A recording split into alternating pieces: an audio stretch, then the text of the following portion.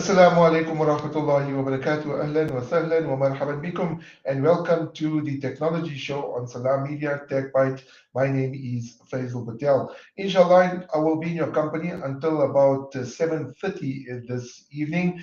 And remember, after that is the President's address on the State Capture Report. But I don't want to bore you with the politics of what's he going to say. Normally, whenever the president calls a family meeting, he speaks about COVID, but we're long past that, and I'm sure that all of us are vaccinated, and now we're free of the national disaster. But anyway, coming up in the show in a few minutes, we're going to be speaking to Akhram Mohamed. He is the Vice President of Huawei Consumer Electronics in South Africa. Now, I just want to give you the heads up. If you've got any questions, anything you want me to ask Akram, or anything that you want to pose to Akram, you might as well do it now, because sometimes you may have some questions with regards to the products, or maybe specifically the Google issue, which I've cleared up so many times in videos and a lot of other stuff as well. I even did a YouTube video on how easy it is to connect the new Huawei Watch GT3 Pro and the other Huawei watches to your Apple devices and Android devices. So you should have no questions. I also did a video now recently with regards to comparing the new Huawei Nova 10 Pro with the Samsung Galaxy Ultra and the new Oppo Reno 8, which just got launched a few weeks ago. And that video is also up on my YouTube channel. So the Huawei Nova 10 Pro coming up thumbs and top in that particular comparison there. So check out the video on my YouTube channel. So if there's any questions for Akram, you can drop it on this particular chat, which we are live streaming this evening, or you can tweet me on it, Faizel Patel 143, and inshallah I will then get Akram to answer the question and anything that you may be concerned about as far as Huawei devices are concerned. So as I mentioned, you can interact with me on all those platforms, on Twitter, on Facebook, Faizel Patel 143, and on YouTube. And the YouTube has come out with a wonderful feature now. You don't get those accounts where it says YouTube 1234556. It's actually dedicated to the individual. So it's easy to find me on YouTube at Faizel Patel 143. But tonight we're speaking Huawei, and we're going to get Akram and ask him a few questions, including something that I've seen at the recent launch of the Huawei Nova 10 Pro. Remember, at the moment, as we speak, there is load shedding in certain parts of the country, well, if not all the parts of the country, and we know that load shedding is not going anywhere soon. This is the question I posed to Presidents Ramaphosa, Sikonati, Manchansha, and many others as well. Ramaphosa has reiterated this, that load shedding is here to stay at least 12 to 18 months. The Chief Financial Officer of ESCOM also, that's Andre Overalls, saying that summer months are going to be exacerbated. And I just want to throw in this fact here. Did you know that this year, right, we're already going into November by the end of this week, next week, and this year, January has been the only month in the whole year where we had no load shedding. Can you believe that? Other than it, every month had load shedding. So yeah, and I seen something at the Huawei launch which I think is a good solution to the current load shedding crisis we got. And if you stuck in the dark like I was like last night because city power never connect us on time, then this could be a viable solution. So that's coming up. And then we also speak about Xiaomi to launch a new store. And then one of my colleagues at the Citizen was actually almost, not hacked, but almost duped into giving some details. I'm going to share some cybersecurity news with you. And then Apple actually this week unveiled some new iPads and a new Apple TV. And I must admit, I actually went to the iStore a few weeks ago where I went to get the new iPhone. I did write two opinion pieces on it, why I'm not getting the iPhone and why I did get it. And while I was in the store, I actually managed to see the Apple Watch Ultra, and it was a whopping 20,000 rand. So there's no contest there anyway. A lot of you will know I'm using the Huawei watch. Phenomenal battery life. As we speak at the moment, I'm sitting with 24% battery life, and that's already 9 days without charging. So you can just see how absolutely phenomenal this device is and how easy it is to connect, something that I've reiterated over and over. And if you missed that, and if you're deterred by you the whole non-connectivity, well, don't be, just check out the video. It will show you how easy it is, and that video is getting phenomenal views on my channel. But anyway, without further ado, let's now cross to the Vice President of Huawei Consumer Electronics South Africa, a good friend of mine also. We always meet him at the launches, always willing to give us interviews and details. Akhram, Jazakallah for your time on this Sunday evening. I know you're not looking forward, or maybe you are looking forward to the President's address, but Jazakallah for your time on Salam Media. Assalamu alaikum, Faisal. And assalamu alaikum to your listeners as well. Shukran for having me on the show. Yeah, I think, like you said, we've always had these family meetings and we've got to wait, and we never get any good news of it usually. So I'm not so sure about looking forward to it. But let's see. Let's see what happens. Yeah, absolutely. I mean, this is more politics related, no COVID-19 there, and what remedial action is going to take. And I was just speaking yesterday, I had to sit in a 2 hour long briefing with the former president. They were just rant after rant, but let's not touch on politics. Let's start on Huawei. Akram, you guys had some phenomenal launches this year. I've attended most of them. Thank you for the invitation, and also to the PR company and to Lesefo Malete, who's always accommodating us, and Huawei for accommodating us as well. I mean, the latest launch, you launched some wonderful products. We've seen the Mate XS2, we've seen the Nova 10 Pro, which I'm currently reviewing. That video is up on my YouTube channel. It's got a phenomenal selfie camera. I think a 60 megapixel selfie camera. That's more powerful than some of the top other manufacturers out there. How has Nova been doing in the South African market? The price range is around 15 to 19,000 rand, if I'm not mistaken, and I think it's really grabbing market share at the moment in the country. Yeah, absolutely. I think since Nova was launched a couple of years ago, it has definitely progressed, especially in the mid-tier segment, to be one of the most popular devices in South Africa. And there's a specific reason for that. You spoke about price range and it coming in between 15 to 19,000, but let me just touch a little bit about what Nova is. If you look at Huawei's P series, everybody's very familiar with that, and that has quite a bit of equity in South Africa. And we all know about P series being exceptional for camera quality, and that's what it stood out for, and that's what it became known as. So that's our flagship model, and you have Mate series for the power users, and it's all about performance and productivity. And when we launched Nova series, we looked at it as a lifestyle product. So how do we incorporate as much of flagship functionality as possible that we could into this product? At the same time, aesthetics wise, it must be really, really beautiful, so that our phones now are not just a communication device. It's an extension of who we are, of our personality, of our fashion sense. So we need to incorporate all of these things into a beautiful functional handset without having to break the bank. And that's how Nova was born. So Nova 10 series is the latest addition to that family, and it continues that heritage of what previous Novas have shown. So you've got, again, incredible cameras, like you've mentioned, not just rear anymore, because we find that mobile photography is evolving. So whilst we use our phones to document special moments and our lives most of the time using the rear camera, we're also finding creatives. It's becoming more important tool for creatives in the TikTok generation, in the YouTube generation, in the live streaming generation, like we are doing right now. More and more, you have the requirement to have exceptional front-facing cameras too, and that's where you have this whopping 60 megapixel camera that's available on the Nova 10 Pro. And one of the standout features for this device is that you are able to do dual view videography. So you could use the rear cameras to be able to shoot the subject. So if you're in a football match, you'll be able to get the action of the pitch live, what's happening, but at the same time use the front-facing cameras to capture yourself and your friends perhaps. So you are all in one video simultaneously. And this is what we are seeing that's becoming more and more important, especially when you want to be able to do live content or true to live content.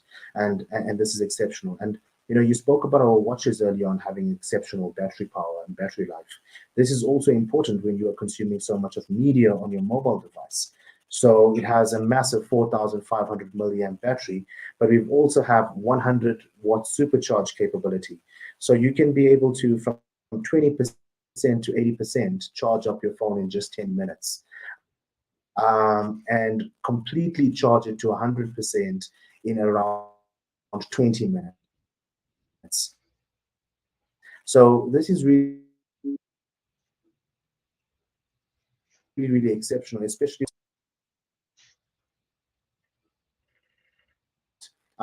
is all about. Yeah, Akram, obviously, you guys have done phenomenal. Like I said, I'm mentioning the Apple Watch, not the Apple Watch, the Huawei Watch, phenomenal battery life.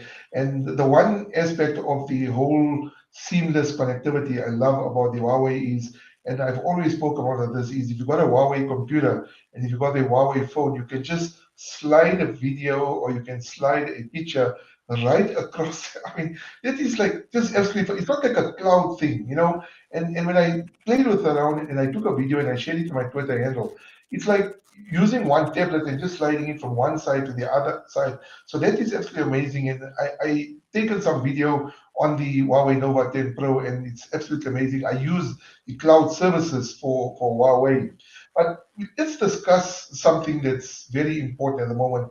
I did mention it at the beginning of the introduction is load shedding. We're currently in stage 4 in the country, and we don't know how long this is going to go on. But one of the things that I was very interested in at the Huawei campus, and you guys got a wonderful campus in Johannesburg, was the solar system and the battery packs that were shown by, I think, one of the consultants there. Um, from what I've heard and what he told me is that Huawei has brought in this phenomenal solar or alternative energy sources in South Africa to deal with the current energy crisis. For those that are interested, maybe just briefly, just tell our listeners what does this entail? What have you guys brought into the country to to service consumers' needs? Yeah, so Huawei has various capabilities, being the largest technology company, not just mobile phones. Of course, that's one part of our business, but we have a very diverse business when it comes to networks, cloud solutions, servers, and of course, even smart energy solutions. And most recently, we even have automated self-driving vehicles and those solutions. So in the same breath, I think we've brought in these smart energy solutions to cater for the specific challenges and to assist South Africa get over that. So you're talking about inverters, battery packs, solar panels, like you correctly mentioned, and that is run by our energy solutions business. So it's not consumer business that I represent. However, we have solutions that will be able to offer backup energy saving products as well as solar generated energy saving products and a combination of both. So these are done, it's not direct to retail and to consumer from Huawei itself. We don't have installation capability. And of course, when you do these kind of things, you need to have COC certification. You need to have authorization from the city of Johannesburg or whichever municipality you reside in, etc. So we have contracted through various distributors and of course through various installers that you can reach out to that stock the Huawei products.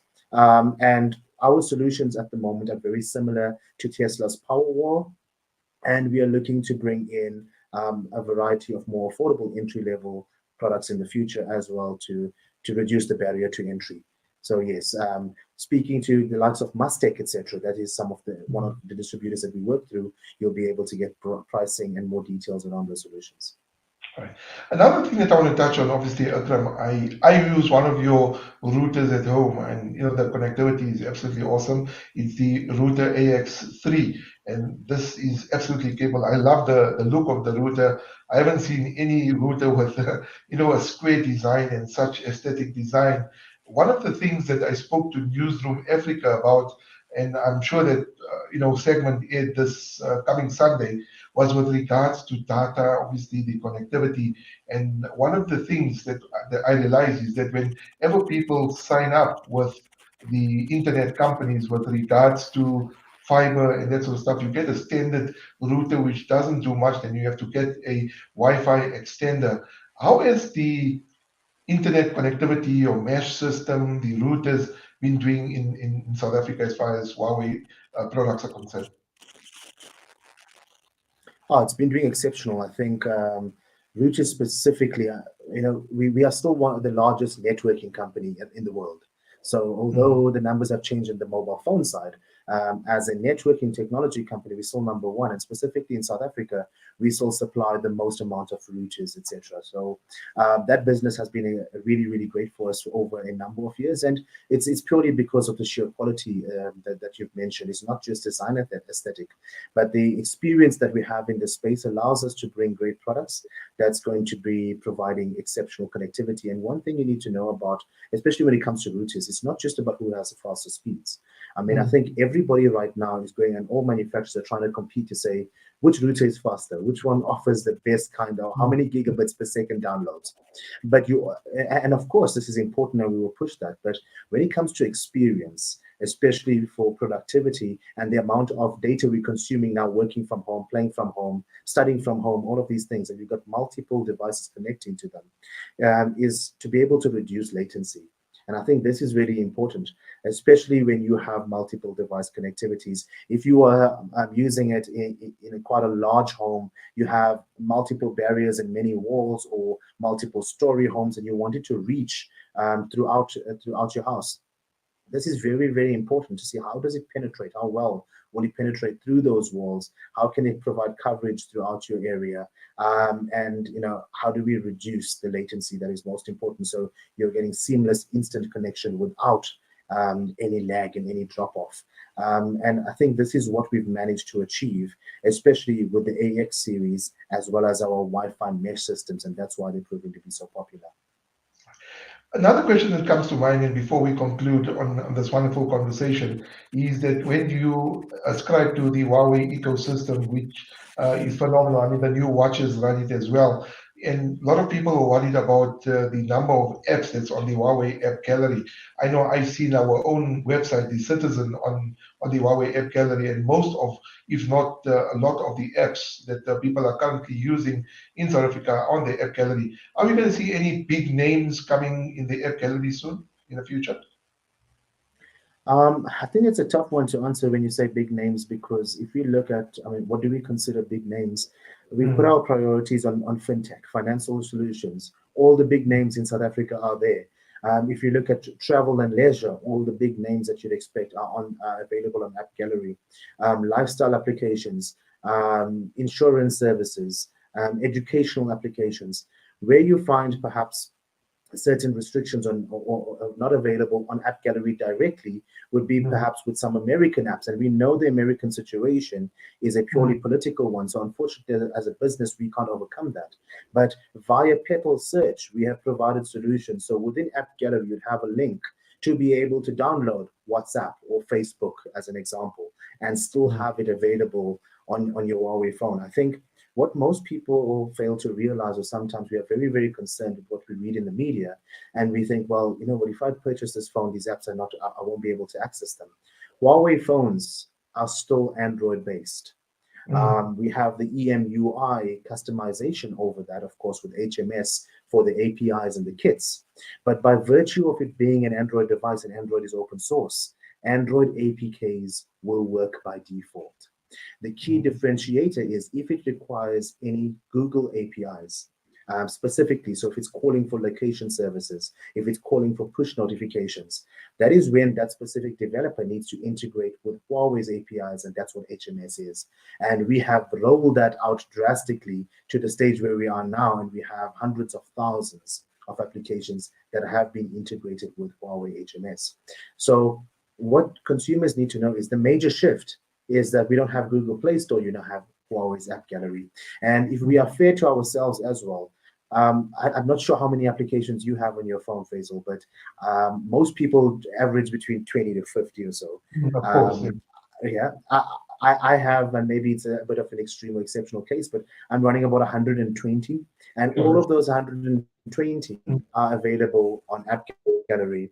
But so if you're talking pure numbers, I mean, you have 300 or 3 million on Google's Play Store. If you have even a million on Huawei's App Gallery, that caters for most users' needs. Of course. And I must admit to the listeners, you know, I do have the Huawei Nova 10 Pro, and what Akhram was talking about, the Facebook, the Instagram, the WhatsApp. I promise I won't lie to you, it took me a total of 5 minutes, probably less, to download those apps, and it's working fine. I have no issues at all. I even have the Citizen, our app, on that particular phone, and it is absolutely awesome. Akram, to conclude, I know it's been a very, very, sort of fun-filled tech year for especially us as journalists, because we've seen so much in the year. We're winding down towards December. A lot of the tech companies, including yourself, obviously are developing products for the next year. We're going to see much more launches. The Mate XS2, another wonderful device. I was actually speaking to somebody about it yesterday.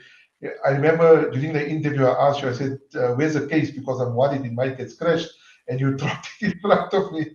But anyway, coming on to the future, I mean, what can we look forward to from Huawei? I mean, are you going to blow us away with wonderful new innovative products? Absolutely. And I think what is important when you spoke about ecosystem and how that integrates. So it's not just mobile phones, of course, that you can expect. We will always do that. But our PCs have proven to be very successful also locally. And we would want to expand that ecosystem. Wearables, audio, now you're seeing smart energy. And hopefully at some point in the future, because it's doing really, really well in overseas, that we could be able to see some developments in terms of smart cars. But that will also depend on our infrastructure in South Africa and how fast we can get that right, and hopefully overcome load shedding as a priority. But there's many innovative products from Huawei and lifestyle products that can complement each other and make it simpler for us to do our daily work. And yeah, that's what you can expect in the future, and we hope to bring those things soon. Akram, honestly, Jazakallah to you for joining us this evening. Absolutely wonderful discussion. I wish we had more time to obviously touch on this more, but we look forward to the future launches, and the listeners can be rest assured that whatever Huawei is going to announce, you will be the first to hear it from myself, specifically on my social media platforms and also on the Salam Media platform as well. Akram, Jazakallah for your time, and we wish you all the best, and Huawei all the best for the rest of the year, and really looking forward to see what you have in for us next year. Shukran, Faizel. Assalamu alaikum. Wa alaikum salam. Okay, dear listeners, that was Akhram Mohamed. I've met him a number of times at the launches. Wonderful product range they got. And I see that Moideen Hussein has put up, some hands. And I think, and I don't want to get myself wrong, but he probably enjoyed the interview with Akram. So Jazakallah to Moideen Hussein for those wonderful duas. I really appreciate it. But Akram, a wonderful, person. I've spoken to him a number of times, and just to digress from the tech side of it, it is wonderful to see that Muslims and Muslim people are going in the highest echelons of the technology field. We've seen Muslim journalists, Muslim people that are reaching phenomenal heights, and on a general level, Indian people that are going on to very, very high. Sundar Pichai of Google and many others, and Akram, the vice president of Huawei Consumer Electronics in South Africa, and wonderful individual. And we make dua that, inshallah, we see more people that reach the top echelons of the field and, can make a difference in these companies. And Akram always willing to speak to us, always giving us details, and always willing to accommodate us, when we need to speak about technology as far as Huawei is concerned. But anyway, moving on, let's come on to the next story. And we're just going to touch on this quickly. I really enjoyed that interview with Akram, and I wish we could carry on, but we do have to touch on some other stories. So the official countdown has begun to the highly anticipated launch of the inaugural Xiaomi Experience Store in South Africa. The launch will take place on the 29th of October at the Shop L21 at Sandton City in Johannesburg, in the heart of Africa's richest square mile. However, doors are already open to the public. So if you are in Sandton City, you can check out the Xiaomi store there. And making quality technology accessible to everyone is not just a slogan for Xiaomi, it's becoming a reality for South Africans. And this is an experience store. Consumers now have a chance to see and touch their Xiaomi's wide range of smartphones and LO or IoT products. They make smart products. I actually like some of their products. Wonderful products there as well. So if you want to read that, Citizen, I'm mincing my words. If you want to read the story, it's available on the Citizen's website, and you can read more details. And I'm just touching very briefly on some of these stories. Xiaomi will be having a 50% selected items, 50% off rather. So Xiaomi will be having 50% off on selected items with launch deals, and customers already getting 10% of selected items during October while stocks last. So if you are in Sandton City and if you pass the Huawei store, look at myself, eh? I'm speaking about Huawei. Again, this Huawei, I'm mesmerized by the products, wonderful products. But in this case, Xiaomi. So if you want to check out that Xiaomi store, that is happening on the 29th of October. And as I mentioned, they are giving people up to 50% off on certain products. Depends when you walk in, so you'll have to check it out. But if you want more details about that, you can check out the Citizen story on the Citizen's website, and it's called Xiaomi to launch first store in South Africa. Please check that out. Now, let's come on to a very important story, very, very important. And this is something for the listeners at home. Please be careful. And I'm urging you, actually, I'm begging you, please be careful on what links you click and do not fall for anything that people send you via email. And the reason why I'm saying is this, that with citizens, governments, and businesses more dependent than ever on digital connectivity, one of the most pressing sectoral issues for this decade is cybersecurity and being targeted by cyber criminals. Just recently, a journalist at the Citizen was targeted by cyber criminals who used, listen to this, a fake letter sent by email to her to have the banking details of her banking details change with human resources. So what these people did, they sent her and her, they sent the Citizens HR, that means our HR, Human Resources Department, an email purported to be from her. So it's like me sending HR a letter, HR thinking it's from me to say, hey, listen, my banking details have changed. Please change my banking details. But the letter was fake. It was a scam. And with us, or any HR department should do this, is ensure that the employee come in themselves to ensure that the banking details are changed. Lucky, this citizen journalist, my colleague, was fortunate enough to pick it up. And what she did is she flagged this, and now obviously it's under investigation, and we're fixing up a laptop and getting all this compromised situations fixed up. But for you at home, please be careful. Please be careful. Do not take chances. Do not click on any links that you're not familiar with. If you're in doubt, check it out. If you are still in doubt, leave it out. Do not click on the links. The last thing you want is to be out of pocket and somebody to scam you. Again, the story on the Citizen's website is called Citizen Journalists, right? A citizen journalist targeted by cyber criminals. And very quickly, we're going to come on to our last story. This past week, Apple also unveiled some new redesigned iPads and cheaper Apple TV.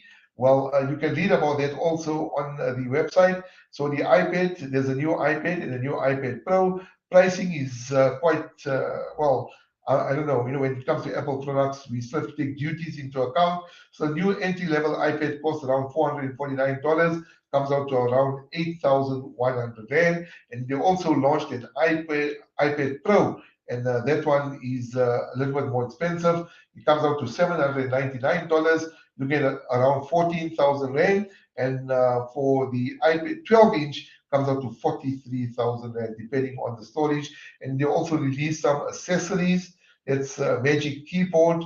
And the Apple TV, that's something that I use constantly because I use it to stream Netflix and many others, including Apple TV as well. So that is also available. That is coming soon. That is priced at £149, which works out to just about 4,000 Rand, give or take the price as well. So also that story you can read on the citizen.co.za. And if there's any questions, you can drop me a comment on Twitter and the other social media platforms. Anyway, dear listeners, dear video viewers, we've come to the end of this week's show. Jazakallah so much for tuning in. Jazakallah to Moideen Hussein for tuning in this evening and for the wonderful du'as. I assume that you are making du'as, inshallah, for us. May Allah accept all that. Also, I have done a video. I just uploaded it on YouTube. That is the review of the Samsung Galaxy Z Fold 4. So that's the foldable device, the Samsung Galaxy Z Fold 4. I've done a review of that. You can go check it out on my YouTube channel. Please hit the like button. Also subscribe to the channel. I've also taken the Huawei Nova 10 Pro, the Samsung Galaxy S22 Plus, and I've taken the new Oppo Reno 8. And I put them to the test. I put them together and I tested them out. And if you want to find out which one came on top, check out my YouTube channel on that video as well. Anyway, that brings us to the end of the show. Please remember to remember the Ummah in your du'as. There are so many people that are going through difficulty, whether it's family disputes and challenges, people that can't get children, people that are ill. Let's continue to lift our hands and make dua for them. May Allah subhanahu wa ta'ala, people that haven't got jobs as well, may Allah subhanahu wa ta'ala make it easy for them and grant and accept their du'as. Also, there's load shedding issues that we have as well. May Allah subhanahu wa ta'ala make it easy for the Ummah. Tomorrow is Monday. I hope you all have a wonderful and productive week. And may Allah subhanahu wa ta'ala keep you safe on the roads and keep you safe in your places of work and bless you and your family abundantly. From myself, Faizel Patel, and my engineer brother Sadiq, and from the entire management team here at Salam Media, we wish you all the best. Please do take care of yourself and each other. Fi amanillah. Assalamu alaikum wa rahmatullahi wa barakatuh.